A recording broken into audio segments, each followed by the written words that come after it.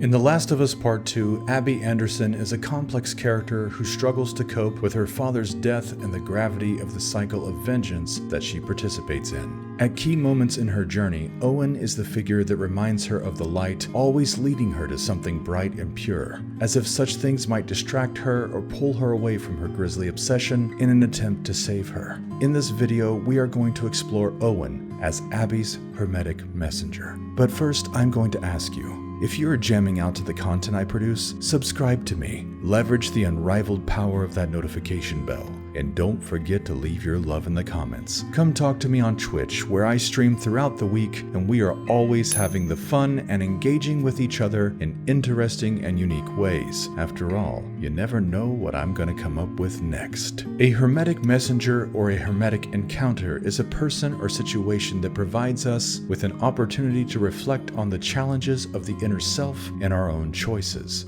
When we are receptive and mindful, a Hermetic figure or a Hermetic encounter offers us a chance to look within, to examine our own thoughts, feelings, and actions that, contrary to popular belief, play more of a role in our own unhappiness and distress than anything outside of the self ever could. In one of The Last of Us Part 2's most amazing scenes, such an encounter manifests through Owen as he leads young Abby to the secret of a magical place he has found, none other than the Seattle Aquarium. It is both the synergy of the location and Owen's light-hearted humor and charm that seek to draw Abby back to the light. I'm claiming this place. It's mine. You can visit. Oh, you sure? Not really, actually. See how nice you are to me first. You're a dick. Not a great start.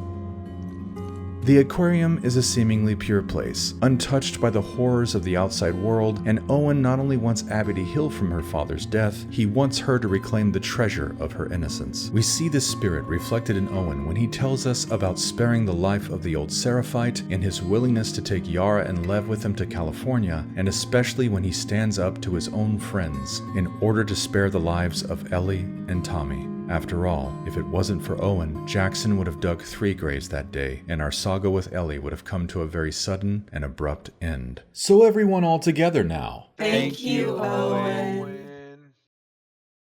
Before we continue about him, it is important to talk about something that may seem at first glance to be unrelated, and that is the city of Jackson itself. Like many of us, I always saw Jackson in both games as a symbol of hope for mankind reclaiming some semblance of peace, order, and sustainability, creating this utopos, if you will, the good place, the ideal place. And while settlements and encampments might not be unheard of, I always found Abby's reaction to the sight of Jackson glowing in the distance It's a fucking city. to be somewhat telling for several reasons. My immediate thought was, her reaction and Owen making a big deal about showing it to her is that this is rare. Full-blown self-sustained cities like this out in the middle of nowhere is highly uncommon. It's special. It's a fucking city.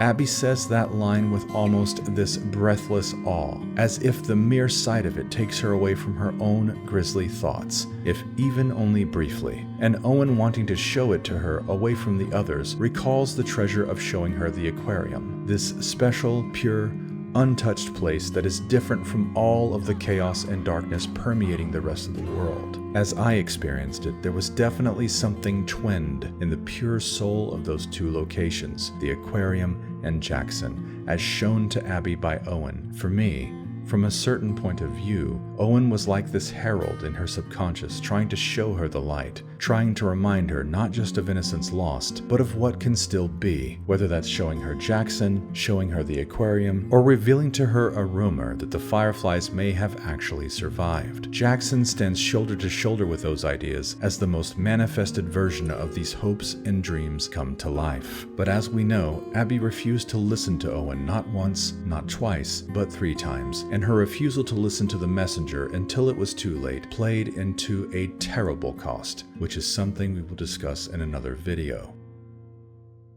But the important thing is, Abby did indeed finally face the amalgam of her inner demons to heal the broken girl she had been carrying inside herself since the day her father died, and Owen certainly played his part in helping her along the way, even if she had to face the most incredible challenges of her personal journey alone, as we all eventually must when we're navigating our own wilderness of the mental.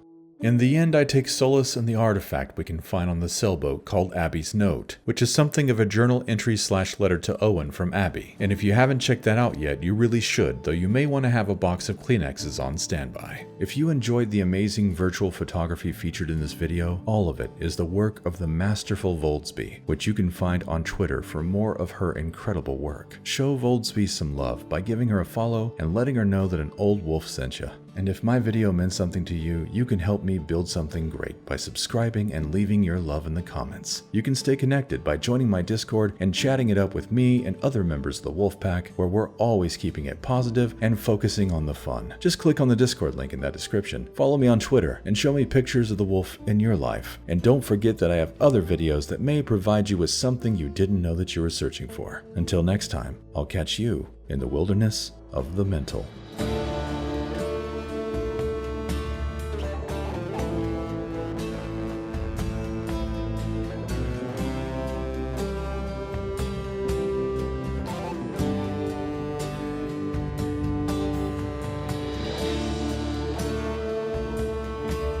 Dan, also known as Wolf.